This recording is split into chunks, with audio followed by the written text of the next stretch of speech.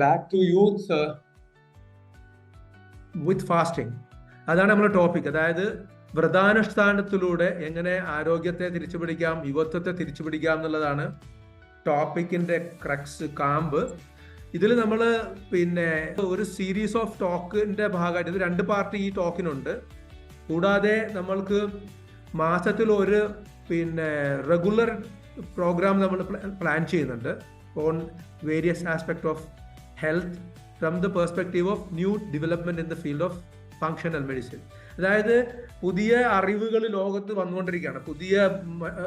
വലിയ പ്രതീക്ഷകൾ നൽകുന്ന അറിവുകളും ശാസ്ത്രവും ഒരു ഭാഗത്ത് വളർന്നുകൊണ്ടിരിക്കുന്നുണ്ട്.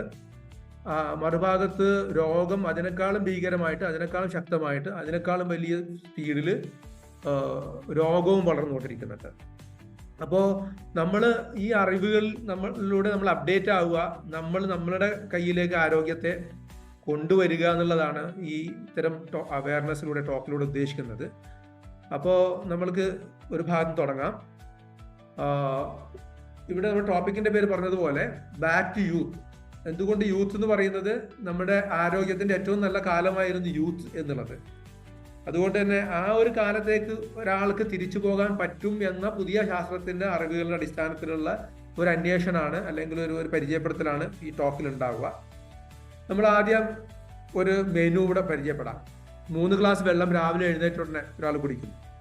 അതിനുശേഷം അയാളുടെ ബ്രേക്ക്ഫാസ്റ്റ് മുട്ട, കട്ട് ഫ്രൂട്ട്സ്, ഇതൊക്കെയാണ്. അദ്ദേഹം റെഗുലറായി വർക്കൗട്ട് ചെയ്യുന്ന ആളാണ്. അദ്ദേഹത്തിന്റെ ഡെയിലി റൊട്ടീനിൽ കാലിസ്റ്റനിക്, അതുപോലെ ട്രെഡ്മില്ല്, ബൈസെപ്സ്, ലെഗ് എക്സസൈസ്, ഇങ്ങനെ റെഗുലറായിട്ട് ഇത്തരം എക്സസൈസ് ചെയ്യുന്ന ആളാണ് അയാളുടെ ജോലിയുമായി ബന്ധപ്പെട്ടിട്ട്. 3, അയാളുടെ ലഞ്ച് എന്ന് പറയുന്നത് മിക്കവാറും ലെഗ്യൂംസ്, അതുപോലെ ഫ്രൈഡ് വെജിറ്റബിൾ പോലുള്ള വളരെ ഹെൽത്തി ആയിട്ടുള്ള സാധനങ്ങളാണ് അയാൾ കഴിക്കാറ്. അത് ലഞ്ചിന് അതുപോലെ റൈസ് ഉണ്ടാവും. രാത്രിയിൽ ചിലപ്പം റൈസ് കഴിക്കും, ചിലപ്പം റൈസ് ഒഴിവാക്കും. പക്ഷേ മിക്കവാറും ദാൽ റൈസ് കോമ്പിനേഷൻ അദ്ദേഹത്തിന്റെ ഫുഡ്. വളരെ പ്രശസ്തനായ ഒരു വ്യക്തിയുടെ ഡെയിലി റൊട്ടീനാണ്. ഈ പ്രശസ്തനായ വ്യക്തി അല്പകാലം മുമ്പ് നമ്മെ വിട്ടുപിരിഞ്ഞു. അദ്ദേഹത്തിന്റെ പ്രശസ്തിയുടെ ആർക്കെങ്കിലും ഇദ്ദേഹത്തെ അറിയോ? ഒന്ന് ചാറ്റിൽ കൈവോക്കാം. ഈ ചിത്രത്തിൽ കാണുന്ന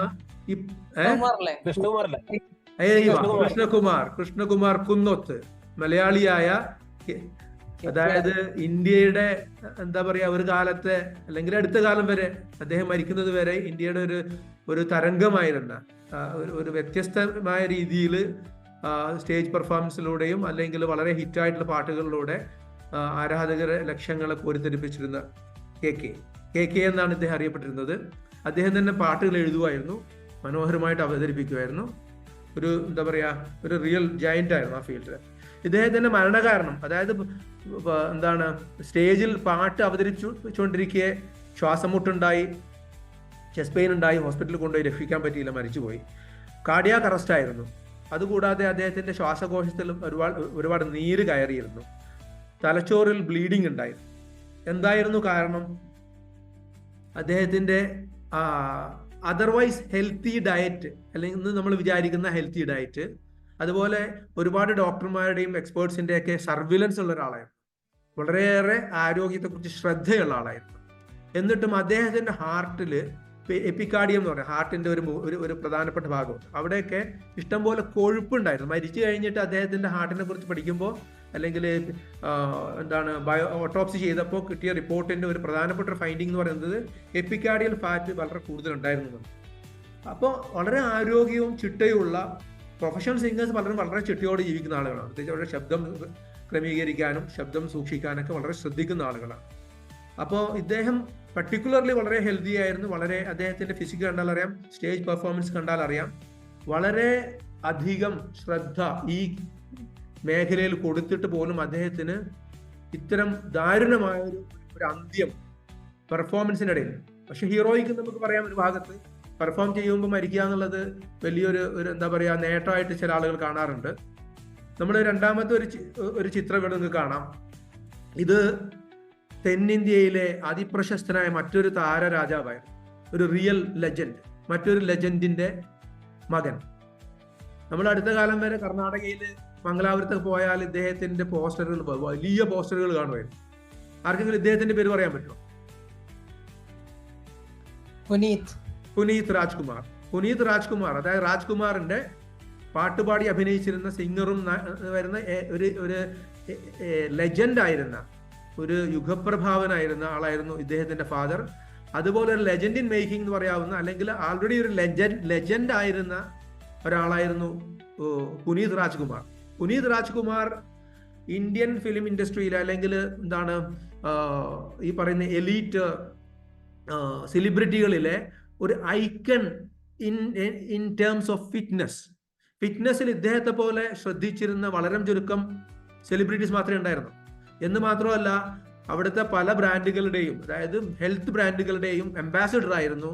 കൂടാതെ കർണാടക ഹാർട്ട് അസോസിയേഷന്റെ prevention of early cardiac arrest എന്ന വലിയ പ്രോഗ്രാമിന്റെ ബ്രാൻഡ് അംബാസിഡർ ആയിരുന്നു ഇദ്ദേഹം. പക്ഷേ അദ്ദേഹത്തിന്റെ മരണം 41-ാമത്തെ വയസ്സിൽ, അദ്ദേഹത്തിന്റെ പ്രശസ്തിയുടെ പീക്കിൽ ഒരു സുപ്രഭാതത്തിൽ ഹാർട്ട് അറ്റാക്ക് വന്നിട്ട്, കാർഡിയാക് അറസ്റ്റ് വന്നിട്ട് മരിക്കുകയാണ്. അത് വിധി വിപര്യം എന്നൊക്കെ നമ്മൾ പറയൂലേ, ഐറണി. അതായത് ഒരാൾ എന്തിനു വേണ്ടി സംസാരിക്കുകയും എങ്ങനെ ജീവിക്കുകയും ചെയ്തു, അതിന് വിപരീതമായ ഒരു മരണത്തിലേക്ക് അദ്ദേഹം എത്തുകയാണ്. അപ്പോൾ എന്തുകൊണ്ട് ഹെൽത്തി ലൈഫ്, നമ്മൾ പൊതുവെ പറയാറുണ്ട്, ഹെൽത്തി ലൈഫ് സ്റ്റൈൽ ഇല്ലാത്ത, ജങ്ക് ഫുഡ് കഴിക്കുന്ന, ശ്രദ്ധിക്കാത്ത ലൈഫിൽ അങ്ങനെയുള്ള ആളുകൾ ഒരു പറ്റം മരിച്ചു വീഴുകയാണ്. ഒരു ഭാഗത്ത് ആളുകൾ എന്താണ് ഈയാമ്പാറ്റകളോട് മരിച്ചു വീഴുകയാണ്. നമ്മൾക്ക് പരിചയമുള്ള ആളുകൾ, നമ്മുടെ ചുറ്റുമുള്ള ആളുകൾ, നമ്മളുടെ നിരന്തരമായി ബന്ധപ്പെടുന്ന ആളുകൾ പല രോഗങ്ങൾ കൊണ്ട് മരിക്കുകയാണ്.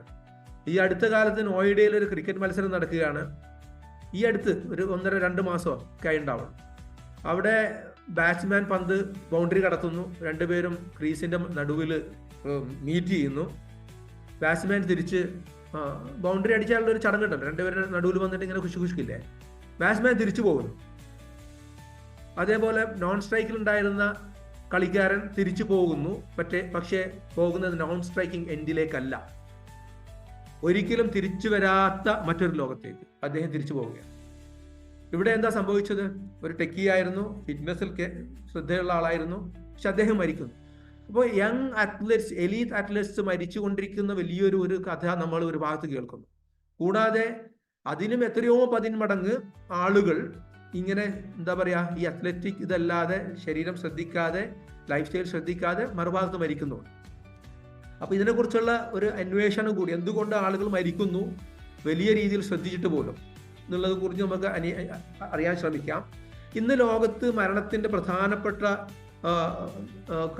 കുറച്ച് കാരണങ്ങളുണ്ട്. ഒരു 8-10 പ്രധാനപ്പെട്ട മേജർ കില്ലേഴ്സ്. അത് 4 വലിയ കൊലയാളികളുടെ കഴിഞ്ഞ 5 വർഷത്തെ ഒരു ഇൻക്രീസ് എന്ന് പറയുന്നത് 21% ആളുകൾ ക്യാൻസർ രോഗം കൊണ്ട് മരിച്ചു. അതേപോലെ 13% കൂടുതൽ ആളുകൾ ശതമാനം ഇൻക്രിമെന്റ്, അതായത് വർധനവ്, ഡയബറ്റിക് റിലേറ്റഡ് കോംപ്ലിക്കേഷൻ അതിന്റെ ഡെത്തിൽ ഉണ്ടായിട്ടുണ്ട്. അതുപോലെ ശ്വാസകോശവുമായി ബന്ധപ്പെട്ട രോഗങ്ങൾ കൊണ്ട്, ക്യാൻസർ, അതുപോലെ ശ്വാസകോശവുമായി ബന്ധപ്പെട്ട് പലതരം കോംപ്ലിക്കേഷൻസ് കാരണം 25% വർധനവ് ആ രോഗങ്ങളിലും അതിന്റെ മരണത്തിലുണ്ടായിട്ടുണ്ട്. അതുപോലെ ഹാർട്ടുമായി ബന്ധപ്പെട്ട കാർഡിയോ മെറ്റബോളിക് ഡിസീസിന്റെ വർധനവ് എന്ന് പറയുന്നത് 28%.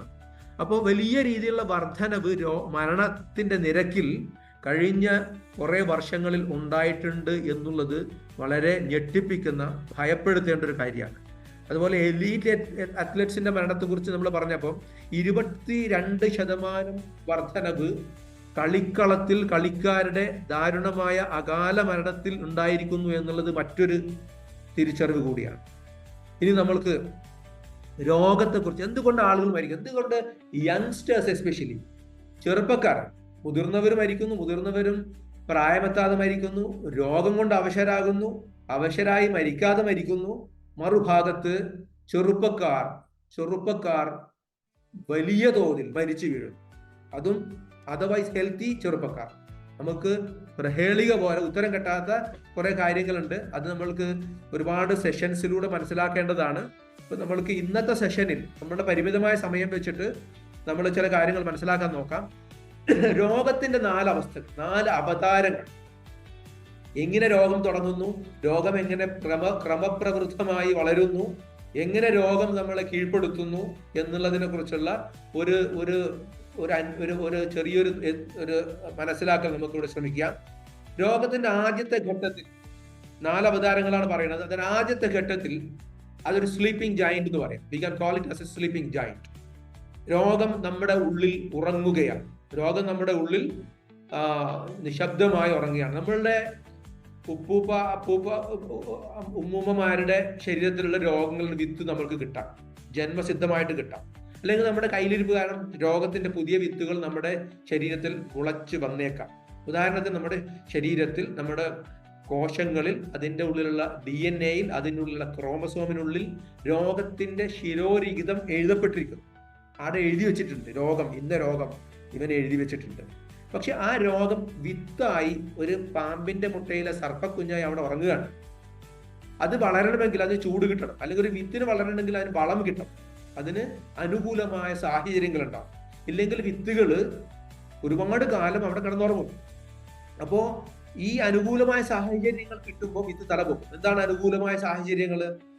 അത് ഉറക്കം കൊളാവുകയാണ്, അല്ലെങ്കിൽ സ്ട്രെസ് അമിതമായ, നമ്മുടെ ആധുനിക ലോകത്തെ ഏറ്റവും വലിയ ശാപം എന്ന് പറയാവുന്ന ഒരു റിയൽ പാൻഡമിക് എന്ന് പറയാവുന്ന സ്ട്രെസ് ആണ്.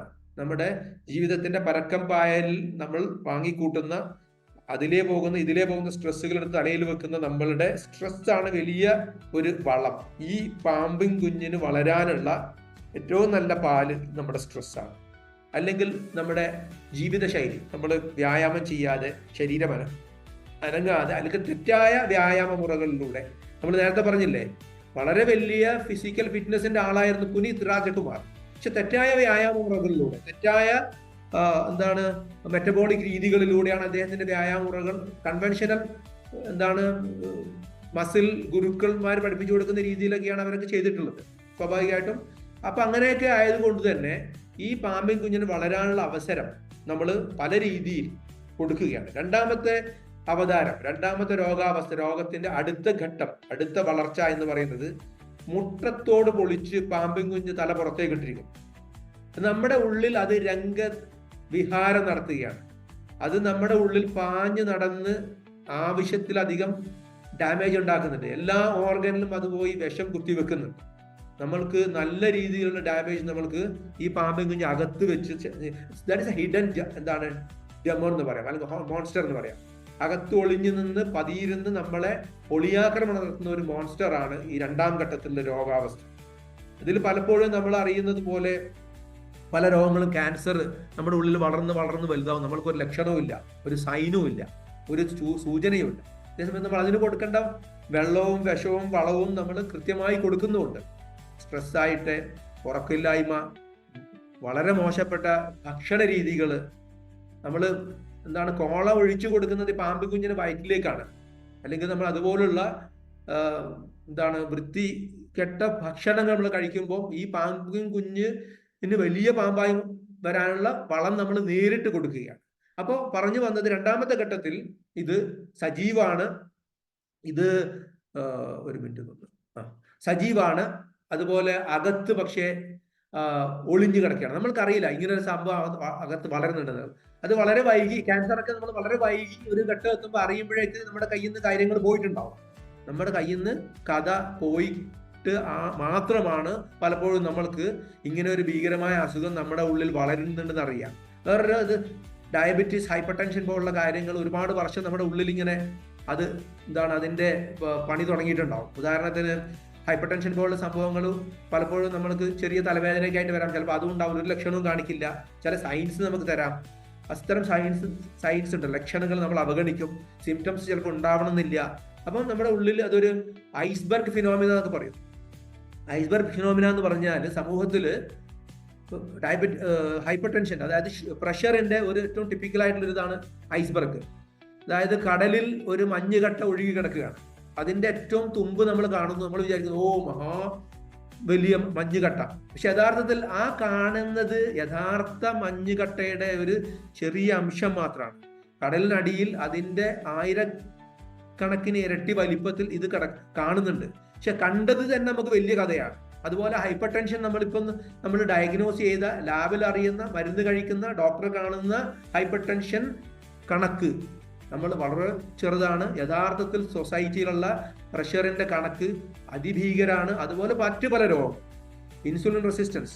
എനിക്ക് 30 വർഷമായിട്ട് ഇൻസുലിൻ റെസിസ്റ്റൻസ് ഉണ്ടായിരുന്നു. പക്ഷെ എനിക്ക് അറിയായിരുന്നു ഇത് ഭാവിയിൽ ഡയബറ്റീസ് ഉണ്ടാക്കാം, പലതരം പ്രശ്നങ്ങൾ ഉണ്ടാക്കാം. നിങ്ങളൊക്കെ കഴുത്തൊന്ന് തപ്പി നോക്കിയാൽ നിങ്ങളുടെ കഴുത്തിന് ചുറ്റും ചെറിയ ചെറിയ ഉണ്ണികൾ കാണാം.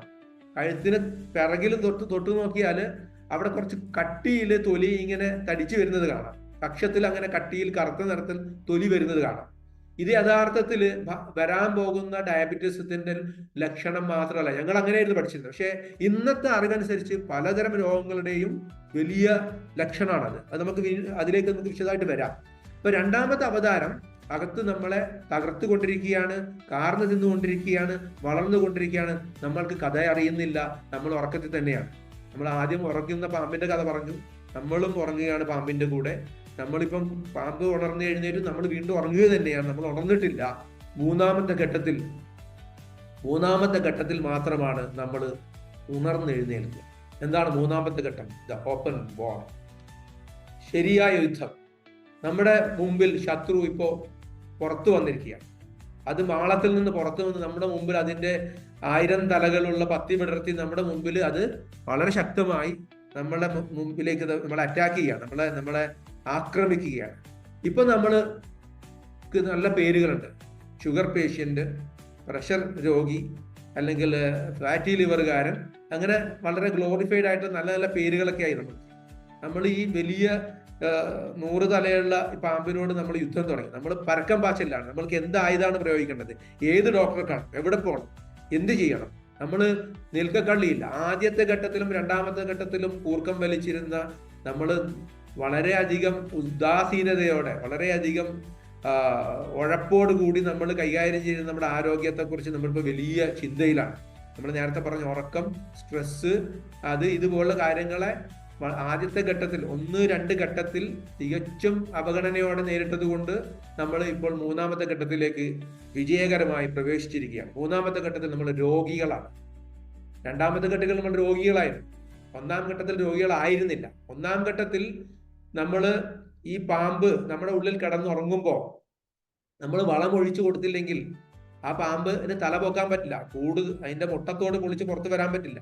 അതിന് ചൂട് നൽകിയില്ലെങ്കിൽ അതിന്റെ പോഷകങ്ങൾ നമ്മൾ സ്ട്രെസ്സിലൂടെ, ടെൻഷനിലൂടെ, അല്ലെങ്കിൽ ഉറക്കമില്ലായ്മയിലൂടെ, വ്യായാമമില്ലായ്മയിലൂടെ, ജങ്ക് ഫുഡിലൂടെ നമ്മൾ കൊടുത്തില്ലായിരുന്നെങ്കിൽ അത് നമ്മുടെ കൂടെ ക്യാൻസർ ബീജം ഉള്ളിൽ വഹിച്ച് നമുക്ക് 80, 90, 100 വയസ്സ് വരെ ജീവിച്ച് വേറെ അസുഖം വന്ന് മരിക്കാം.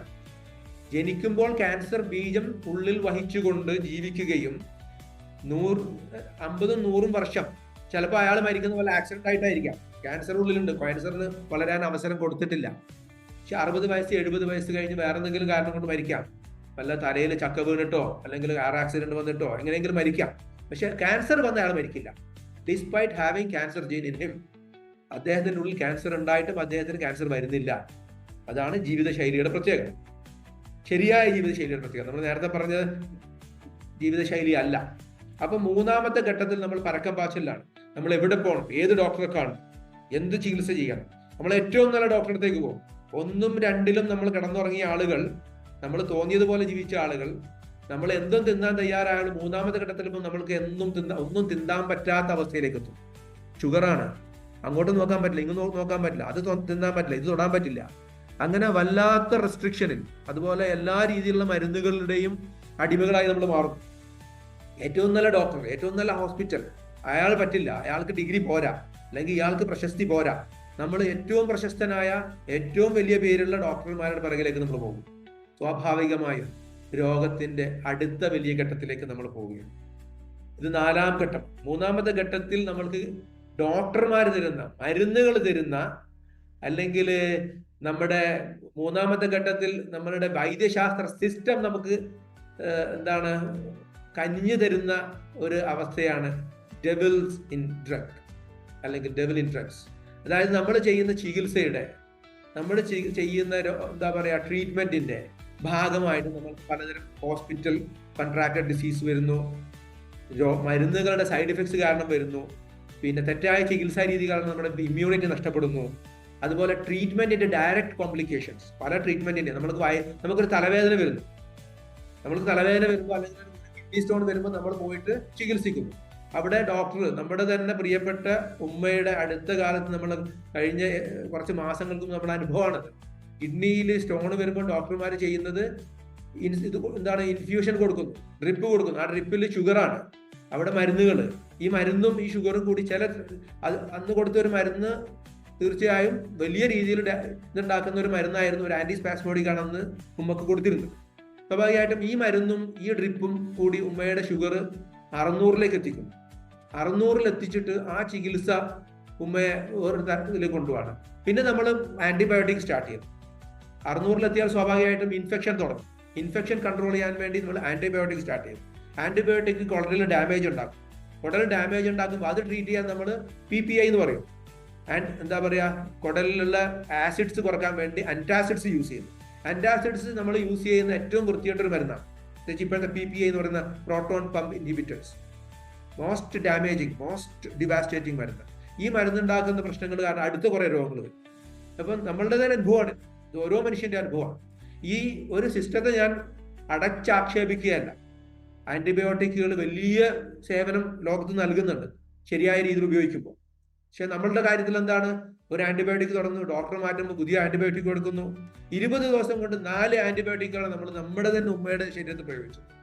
നമ്മൾ തെറ്റായ വൈദ്യശാസ്ത്ര ചികിത്സയുടെ പിറകിൽ പോവുകയും അതിൽ വിശ്വസിക്കുകയും അതിന്റെ പേരിൽ നമ്മൾക്ക് എന്ത് മണ്ടത്തരം ചെയ്തിട്ട് നമ്മൾക്ക് എന്ത് റിസ്ക് എടുക്കാൻ നമ്മൾ തയ്യാറാണ്. പറഞ്ഞു വന്നത്, നമ്മൾ തെറ്റായ വൈദ്യ രീതികൾ, അതായത് ആധുനിക വൈദ്യശാസ്ത്രത്തിന് ഒരുപാട് നന്മകളുണ്ട്, ഒരുപാട് വലിയ കാര്യങ്ങൾ ചെയ്യുന്നു, സംശയമില്ല. പക്ഷേ അതിനൊരു പ്രിൻസിപ്പിൾസും പോളിസിയും ഇല്ല. പ്രോട്ടോകോൾസ് ഒക്കെ നമ്മൾ പറയുന്നുണ്ടെങ്കിൽ അതൊന്നും അവർ പാലിക്കാറില്ല. അവിടെ വലിയ വലിയ താല്പര്യങ്ങളാണ് അവിടെ ഭരിക്കുന്നത്. പിന്നെ നമ്മളുടെ തെറ്റായ രീതി, രോഗികളുടെ പ്രഷറൈസേഷൻ. ഇപ്പൊ നമ്മുടെ കേസിൽ നമ്മൾ മാറി രോഗികൾ ആശുപത്രിയെ മാറ്റുന്നു, ഡോക്ടറെ മാറ്റുന്നു. സ്വാഭാവികമായിട്ട് അവർ പുതിയ പുതിയ മരുന്നുകൾ കൊടുക്കും. അങ്ങനെയൊക്കെയാണ് നമ്മുടെ. അപ്പം 4ാമത്തെ ഘട്ടത്തിലേക്ക് നമ്മൾ പോകുമ്പോൾ വൈദ്യപ്പുണ്ണ് എന്ന് പറയുന്ന ഹോസ്പിറ്റൽ ഇൻഡ്യൂസ്ഡ് യാട്രോജനിക് ഡിസീസ് എന്നാണ് ഇതിനെക്കുറിച്ച് ശാസ്ത്രീയമായിട്ട് പറയാം. യാട്രോജനിക് ഡിസീസസ്, ഇവിടെ ട്രീറ്റ്മെന്റ് കോംപ്ലിക്കേഷൻസ് ആവാം, ഡ്രഗ് ഡിസീസസ് ആവാം, പിന്നെ ഹോസ്പിറ്റൽ ഡിസീസ് ആവാം. ഏറ്റവും നല്ലൊരു ഉദാഹരണം നമുക്ക് പറയാം. കോവിഡ് വന്നപ്പോൾ ആളുകൾക്ക് കൊടുത്തിരുന്ന ഒരു രീതിയാണ് ഈ ഇൻട്യൂബേഷൻ, അതായത് വെന്റിലേഷന് ട്യൂബ് അകത്തേക്ക് ഇടും.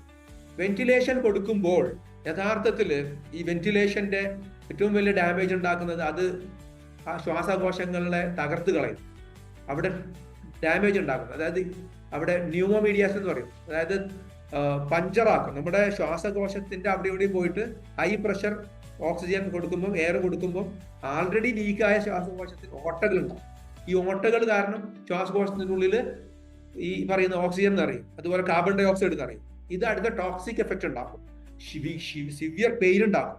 രോഗി ജീവിതത്തിലേക്ക് തിരിച്ചു വരാൻ പോകുമ്പോൾ എൻ്റെ അനുഭവത്തിൽ എനിക്കറിയുന്ന ഒരുപാട് കേസുകളിൽ ഇന്നത്തെ കണക്കനുസരിച്ച് കോവിഡ് ഇൻട്യൂബേഷൻ ഡാമേജ് ഉണ്ടാക്കിയ കേസുകളുടെ എണ്ണത്തിനൊന്നും ഒരു കണക്കൊന്നുമില്ല. കൃത്യമായ പഠനങ്ങൾ അതിൽ നടന്നു വരുന്നേ ഉള്ളൂ. പക്ഷേ എങ്കിലും ചില ഡാറ്റകൾ വെച്ചിട്ട് വലിയ രീതിയിലുള്ള ഇൻട്യൂബേഷൻ ഡാമേജ് എനിക്കറിയുന്ന പേഴ്സണലി അറിയുന്ന പല രോഗികളുടെയും മരണത്തിന് കാരണം കോവിഡ് ആയിരുന്നില്ല, ഇൻട്യൂബേഷൻ ഡാമേജ് ആയിരുന്നു. അപ്പം ചികിത്സാ രീതിയിലുള്ള അപര്യാപ്തതകളും അശാസ്ത്രീയതകളും കാരണം, ശാസ്ത്രീയം എന്ന് നമ്മൾ പറയുന്ന ഏറ്റവും അഡ്വാൻസ് എന്ന് പറയുന്ന മോഡേൺ മെഡിസിന്റെ പോലും അവസ്ഥ, മറ്റു ചികിത്സയുടെ ഒന്നും കഥ പറയണ്ട. ഞാൻ ഏകപക്ഷീയമായിട്ട് മോഡേൺ മെഡിസിനെ കുറ്റം പറയുന്നതല്ല, അത് വലിയ സേവനങ്ങൾ ഒരു ഭാഗത്ത് നടത്തുന്നുണ്ട്, വലിയ സാങ്കത്യവും വലിയ പ്രസക്തിയും അതിനുണ്ട്, ഒരു സംശയമില്ല. പക്ഷെ പലപ്പോഴും തെറ്റായ രീതികളിലൂടെ, തെറ്റായ അപ്രോച്ചിലൂടെ വലിയ ഡാമേജ് ഉണ്ടാക്കുന്നു എന്നുള്ളത് വേദനാജനകമായ ഒരു സത്യമാണ്. അതാണ് വലിയ രീതിയിൽ നടക്കുന്നത്. അതായത് മോഡേൺ മെഡിസിനിൽ വലിയൊരു ശതമാനം ഈ ഡാമേജിങ് പ്രോട്ടോകോളിലാണ് പോകുന്നത്, അല്ലാതെ നല്ല പ്രോട്ടോകോളിലല്ല. അപ്പൊ ഈ നാലവസ്ഥയിൽ ആദ്യത്തെ 2 അവസ്ഥയിൽ നമ്മൾ സ്വീകരിക്കുന്ന ഒരു മനോനിലപാടിന്റെ പേരാണ് കല്ലി വല്ലി നിലപാട്. അതായത് നമ്മൾ പാമ്പൻ കുഞ്ഞ് ഉറങ്ങുകയല്ലേ, നമ്മൾ ഉറങ്ങുകയാണ്. നമ്മൾക്ക് പുറത്ത് ലക്ഷണം കാണുന്നില്ല, ലക്ഷണങ്ങൾ ചിലപ്പോൾ കാണും, ചില സൂചനകൾ കാണും, പലതരം വേദനകളും വരും. നമ്മൾ പ്രത്യേകിച്ച് ആണുങ്ങൾ ഈ വേദനകളെ ഉള്ളിൽ ഒതുക്കി മൈൻഡ് ചെയ്യാതെ, ടെസ്റ്റ് ചെയ്യാതെ, ഡോക്ടറെ കാണാതെ, ചികിത്സിക്കാതെ അതിനെ വിഴുങ്ങി നടക്കും. അപ്പം അതുപോലെ അതിനേക്കാളും പ്രത്യേക ഈ ഡോക്ടറെ കാണുക എന്നുള്ളതല്ല, എന്തുകൊണ്ട് എനിക്കിത് വന്നു, അതിനെക്കുറിച്ചുള്ള സാക്ഷരത, അതിനെക്കുറിച്ചുള്ള അടിസ്ഥാനപരമായ അറിവും ബോധം ഉണ്ടാകും. അത് പഠിക്കാൻ നോക്കുക, അതിനെക്കുറിച്ച് മനസ്സിലാക്കുക, ശരീരത്തിന് കൊടുക്കേണ്ട പ്രധാനപ്പെട്ട അവകാശങ്ങൾ കൊടുക്കുക. ഇത് ചെയ്യാതെ നമ്മൾ എന്ത് ചെയ്യും? തോന്നിയ പോലെ ചെയ്യും, തോന്നിയ പോലെ പരക്കം പായും, തോന്നിയ രീതിയിൽ നമ്മൾ എന്തുകൊണ്ട് അങ്ങനെ ചിന്തിക്കുന്നു, എന്തുകൊണ്ട് നമ്മൾ ശ്രദ്ധിക്കുന്നില്ല? നമ്മൾ ഈ ആദ്യത്തെ 1ഉം 2ഉം ഘട്ടങ്ങളിൽ ശ്രദ്ധിച്ചിരുന്നെങ്കിൽ, 1ൽ ശ്രദ്ധിച്ചിരുന്നെങ്കിൽ നമ്മൾ 2ലേക്ക് പോകില്ലായിരുന്നു, 2ൽ ശ്രദ്ധിച്ചിരുന്നെങ്കിൽ 3ലേക്ക് പോകില്ലായിരുന്നു, 3ൽ തെറ്റായ രീതിയിലുള്ള ശാസ്ത്രം, തെറ്റായ രീതിയിലുള്ള ചികിത്സ ചെയ്തിരുന്നെങ്കിൽ 4ലേക്ക് പോവില്ലായിരുന്നു. പക്ഷെ നമ്മളെല്ലാവരും 4ലേക്കും 5ലേക്കും 10ലേക്കും പോകുന്നു, ഒരു തത്വദീക്ഷയില്ലാതെ, ഒരു ചിന്തയും ഇല്ലാതെ, ഒരു ശ്രദ്ധയും ഇല്ലാതെ. കാരണം നമ്മളൊരു പാരഡോക്സിലാണ്. ഈ പാരഡോക്സിന്റെ പേര് സിക്വൽ പാരഡോക്സ് എന്ന് പറയും. അതായത് രോഗം വരുമ്പോൾ നമ്മൾ പരക്കം പായും, രോഗമില്ലാത്ത അവസ്ഥയിൽ ആരോഗ്യത്തെ സംരക്ഷിക്കാൻ. അതിനെക്കുറിച്ച് നമ്മളുടെ അടിസ്ഥാന വിദ്യാഭ്യാസം നമ്മൾക്ക് കിട്ടിയിട്ടില്ല. നമ്മുടെ കുഴപ്പമല്ല, ഒരു വ്യക്തിയുടെ കുഴപ്പമല്ല, നമ്മളുടെ വിദ്യാഭ്യാസ രീതികൾ, നമ്മുടെ വൈദ്യശാസ്ത്ര സംവിധാനങ്ങൾ, ഇതെല്ലാം നമ്മൾക്ക് തെറ്റായ അറിവുകൾ തന്നതുകൊണ്ടാണ് നമ്മൾ ഇങ്ങനെ ചിന്തിക്കുന്നത്. 3 പ്രധാന കാരണങ്ങൾ നമ്മൾ ഇതുവരെ സംസാരിച്ചതിൽ നമ്മൾക്ക് ഒരു ചെറിയൊരു ബ്രേക്ക് ഇപ്പൊ വരും. കാരണം ഈ എന്താണ്, നിങ്ങൾ ആ ബ്രേക്കിൽ നിങ്ങൾ സ്വയം ചിന്തിക്കുന്നില്ലാത്തതുകൊണ്ടാണ് വളരെ സ്പീഡിൽ എന്തുകൊണ്ട് നമ്മൾ സ്പീഡ് ഉണ്ടെന്ന് എനിക്ക് അറിയാം. ഉദാസീനരായി, എന്തുകൊണ്ട് നമ്മൾ ആ ഘട്ടത്തിൽ നമ്മുടെ ആരോഗ്യത്തിന്റെ കാര്യത്തിൽ നമ്മൾ ശ്രദ്ധിച്ചില്ല? 3 കാരണം. എന്തുകൊണ്ട് നമ്മൾ കല്ലിവല്ലികളായി? 3 കാരണം. ഒന്നാമത്തത്, നമ്മൾ വിചാരിക്കും, നമ്മളെല്ലാവരും വിചാരിക്കുക, ആർക്കെങ്കിലും ചാറ്റ് ബോക്സിൽ ഇടാൻ പറ്റുമോ നിങ്ങളുടെ സ്വന്തം ഇൻപുട്ട് എന്താണ് ഈ പറയുന്ന, എന്തുകൊണ്ട് നമ്മൾ 1ഉം 2ഉം ഘട്ടത്തിൽ തോന്നിയവാസികളാകുന്നു, അല്ലെങ്കിൽ ആരോഗ്യത്തെക്കുറിച്ച് അങ്ങേയറ്റം എന്താ പറയുക, മണ്ടൻ തീരുമാനങ്ങൾ എടുക്കുന്നു, അല്ലെങ്കിൽ നമ്മൾ അങ്ങേയറ്റം ഉദാസീനത കാണിക്കും? ചാറ്റ് ബോക്സിലേക്ക് നിങ്ങളുടെ അഭിപ്രായങ്ങൾ പറയൂ. ഫൈൻ, നമുക്ക് ഏതായാലും അതിലേക്ക് പോവാം. നമ്മൾക്ക് ഈ പറയുന്ന 3 കാരണങ്ങളെ ഒന്ന് നോക്കാം. നമ്മൾ അധികം ആൾക്കാർ വിചാരിക്കുന്നത് നമുക്ക് വലിയ കുഴപ്പമൊന്നുമില്ല, ഞാൻ ഇരുമ്പ് പോലെ, കരിമ്പ് പോലെ, ഉരുക്ക് പോലെ ഞാൻ 100 കൊല്ലം ഇനിയും ജീവിക്കും എന്ന് ചിന്തിക്കുന്നവരാണ് പൊതുവെ നമ്മളെല്ലാവരും. നമ്മൾ വിചാരിക്കും നമുക്ക് വലിയ അസുഖമൊന്നും വരില്ല എന്നൊക്കെ നമ്മൾ ചിന്തിക്കും. നല്ല ആരോഗ്യമുള്ള അവസ്ഥയിൽ നമ്മൾ പയറ് പോലെ ജീവിക്കുന്നു ചിന്തിക്കുന്ന ആളുകളാണ്. നോർമലി മനുഷ്യന്റെ സ്വാഭാവികമായ ഒരു ചിന്തയാണ്, നല്ലതുമാണ്, ഒരു പരിധിവരെ നല്ലതുമാണ് കുരുത്തക്കേട് ചെയ്യാത്ത ആളാണെങ്കിൽ. രണ്ടാമത്തത്, എനിക്ക് ആഗ്രഹമുണ്ട്, ഒന്ന് ഫിറ്റ്നസ് ആവണം, ജിമ്മിൽ പോകണം, ഭക്ഷണമൊക്കെ ഒന്ന് നിയന്ത്രിക്കണം, പക്ഷെ കൺട്രോൾ കിട്ടുന്നില്ല. ഫുഡ് കാണുമ്പോൾ എൻ്റെ കൺട്രോൾ പോവാണ് സാറേ. അല്ലെങ്കിൽ എന്താണ്, ഫിറ്റ്നസ് ഒക്കെ ഒന്ന് ശ്രദ്ധിക്കണമെന്ന് സമയം കിട്ടുന്നില്ല. 3 നേരം എനിക്ക് എന്താണ് ഡ്യൂട്ടി തന്നെയാണ്, രാത്രി മുതൽ രാവിലെ വരെ ഉറങ്ങാനും സമയം കിട്ടുന്നില്ല. അങ്ങനെ ഉറക്കത്തിനെ കുറിച്ച്, ഫുഡിനെ കുറിച്ച്, ഇതിനെക്കുറിച്ചൊക്കെ നമ്മൾ കൊടുക്കുന്ന പ്രയോറിറ്റി ഏറ്റവും അവസാനത്തേതാവുന്നു. ഈ കല്ലിവല്ലി മനോഭാവത്തിന്റെ ഒരു കാരണം അതാണ്. 3ാമത്തെ കാരണം, ആരോഗ്യത്തിന്റെ കാര്യത്തിൽ നമ്മളെല്ലാവരുടെയും ഒരു പൊതുബോധം എന്താണ്, ഇതൊരു വളരെ വിചിത്രമായ ഒരു പൊതുബോധമാണ്, പക്ഷെ നമ്മൾ വളരെ ശക്തമാണ് ഈ പൊതുബോധം. ഈ ചിന്താഗതി വളരെ വളരെ ശക്തമാണ് നമ്മുടെയൊക്കെ മനസ്സിൽ. എന്താണെന്നറിയോ, ആരോഗ്യത്തെ കുറിച്ച് നമ്മൾ എന്തിനാ ബേജാറാവുന്നത്? അത് ബേജാറാവാൻ കുറച്ച് വേറെ ആളുകളില്ലേ, വെള്ള കോട്ട് ഇട്ടിട്ട് കുഴലും തൂക്കി നടക്കുന്ന ആളുകളുടെ പണിയല്ലേ? രോഗത്തിന്റെ കാര്യത്തിൽ ഡോക്ടറല്ലേ ബോസ്? ഞാൻ എൻ്റെ ബോസ് അല്ലല്ലോ. But who is the boss? ഡോക്ടറാണോ ബോസ്? നമ്മളാണോ ബോസ്? ഏതൊക്കെ ഘട്ടത്തിൽ നമ്മൾ ബോസ് ആവണം? നമ്മൾ ആ ഘട്ടത്തിൽ ബോസ് ആയിരുന്നെങ്കിൽ ഡോക്ടർ ബോസ് ആയിരുന്നില്ല നമ്മുടെ ജീവിതത്തിൽ. ഡോക്ടറെ ബോസ് ആക്കിയതിന്റെ പരിണിത ഫലമായിട്ട് നമ്മൾ 4ാമത്തെ ഘട്ടത്തിൽ ഡോക്ടറുടെ കയ്യിൽ നിന്നും കാര്യങ്ങൾ പോവുകയും ഡോക്ടർ ബോസ് അല്ല നമ്മൾക്ക്, അല്ലെങ്കിൽ നമ്മൾക്ക് രക്ഷിക്കാൻ ഡോക്ടർക്ക് പറ്റിയില്ല എന്ന് തിരിച്ചറിയുന്ന ഒരു ഘട്ടത്തിലേക്ക് നമ്മൾ സ്വാഭാവികമായിട്ട് പോകും പലപ്പോഴും. ഇത് ഞാനടക്കമുള്ള ഡോക്ടർമാരുടെ കഥയാണ് പറയുന്നത്. യഥാർത്ഥത്തിൽ വൈദ്യർക്ക്, മരുന്നുകൾക്ക് വലിയ വലിയ പരിമിതികളുണ്ട്. ആ പരിമിതികൾ അപ്പുറത്തുള്ള നമ്മുടെ കയ്യിലുള്ള വലിയ സാധ്യതകൾ, ഓരോ വ്യക്തിയുടെ കയ്യിലുള്ള വലിയ സാധ്യതകളെ കുറിച്ചുള്ള അന്വേഷണം കൂടിയാണ് നമ്മുടെ ഈ പറയുന്ന ഈ എന്താണ് ഈ പ്രോഗ്രാം. ഇപ്പോൾ ഹൂ ഈസ് ദ ബോസ് എന്ന് ചോദിക്കുമ്പോൾ നമ്മൾ ഒരു സിൽവർ സ്റ്റാലിനെ പോലുള്ള ഒരു ഡോക്ടർ നമ്മളെ മുമ്പിലേക്ക് വരും. എല്ലാ രോഗത്തിനും മരുന്നുള്ള, എല്ലാത്തിനും ചികിത്സയുള്ള. അയാളുടെ മരുന്നും ചികിത്സയും എന്ന് പറഞ്ഞു കഴിഞ്ഞാൽ എലിയെ കൊല്ലാൻ ഇല്ലം ചുടുന്ന ചെറിയ രോഗങ്ങൾ. ഇപ്പൊ കോവിഡ് വന്നപ്പോൾ കണ്ടതാണ് ഇവിടുത്തെ പുകിലുകൾ, ഇവിടുത്തെ ആഘോഷങ്ങൾ, ഇവിടുത്തെ വലിയ എന്താ പറയാ അബദ്ധങ്ങൾ. അപ്പോ ഡോക്ടർ നമ്മളെ ബോസ് ആവണോ, അതോ നമ്മൾക്ക്? 2ാമത്തെ ചിത്രത്തിൽ കാണാം, ഓരോ വ്യക്തിയുടെയും കയ്യിൽ രോഗത്തെ ചെറുക്കാനുള്ള ശക്തിയും ശേഷിയും പടച്ചവൻ നമ്മുടെ ഉള്ളിൽ നമുക്ക് തന്നിട്ടുണ്ട്. നമുക്ക് അതിശക്തമായ വളരെ എന്താ പറയുക എഫിഷ്യന്റ് ആയ ഒരു ഡിസീസ് ഫൈറ്റിംഗ് മെക്കാനിസം നമ്മൾക്കുള്ളിലുണ്ട്. 1ഉം 2ഉം ഘട്ടത്തിൽ നമ്മളതിനെ തകർത്തിട്ടില്ലായിരുന്നെങ്കിൽ, നമ്മുടെ രോഗാവസ്ഥയുടെ 1ാം ഘട്ടത്തിൽ പ്രത്യേകിച്ച് നമ്മൾ അതിനെ തകർത്തിട്ടില്ലായിരുന്നെങ്കിൽ രോഗത്തെ പ്രതിരോധിക്കാനുള്ള, ചെറുക്കാനുള്ള, തുരത്തി തോൽപ്പിക്കാനുള്ള ശക്തമായ ഒരു സംവിധാനം നമ്മുടെ ഉള്ളിൽ, നമ്മളെ ഈ യന്ത്രത്തെ ഉണ്ടാക്കിയ, നമ്മുടെ ഈ മെഷീനെ നിർമ്മിച്ച പടച്ചോൻ തന്നിട്ടുണ്ട്. യഥാർത്ഥത്തിൽ ഈ തന്ന സംവിധാനം തന്നു എന്നുള്ളതല്ല, തന്നതൊരു അമാനത്തായിട്ടാണ്. അതിനെ തകർക്കാതെ ശരീരത്തെയും, ശരീരത്തെ പ്രിസർവ് ചെയ്യുന്ന, ശരീരത്തെ പുഷ്ടിപ്പെടുത്തുന്ന, ശരീരത്തെ ശക്തിപ്പെടുത്തുന്ന സംവിധാനങ്ങളെ നമ്മൾ പ്രിസർവ് ചെയ്യാൻ, അതിനെ കരുതി പരിപോഷിപ്പിക്കാൻ ഉത്തരവാദിത്വം, ഒരു അമാനത്ത് എന്നുള്ള ഉത്തരവാദിത്വം നമുക്ക് ഉണ്ടായിരുന്നു. നമ്മളത് ശ്രദ്ധിച്ചിട്ടുണ്ടോ? ഇല്ല. നമ്മൾ അതിന് കൊടുക്കേണ്ട ഫ്യൂവൽ, അതൊരു മെഷീൻ ആണെങ്കിൽ, മെഷീൻ ഈസ് എ വെരി